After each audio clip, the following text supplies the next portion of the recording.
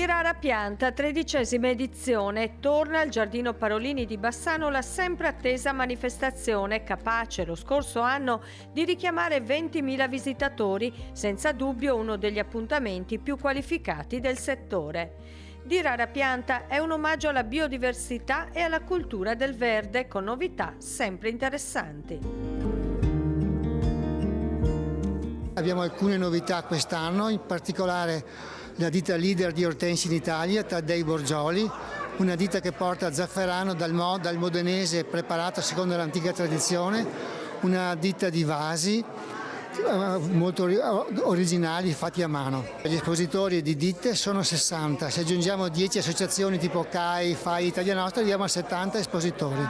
È nutrito il programma dell'evento che si terrà il 5 e 6 aprile e che vedrà la consegna del riconoscimento Donne di rara pianta.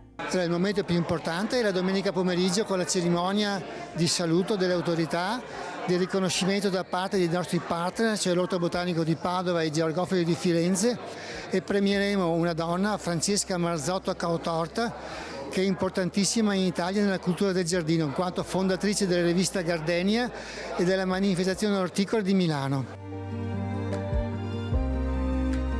Una manifestazione che è un incontro di bellezza, di passioni e di colori. L'ingresso è libero, chi lo vorrà potrà lasciare un'offerta e il ricavato sarà devoluto a Casa Sichem, la realtà bassanese che si occupa di aiutare le donne vittime di violenza.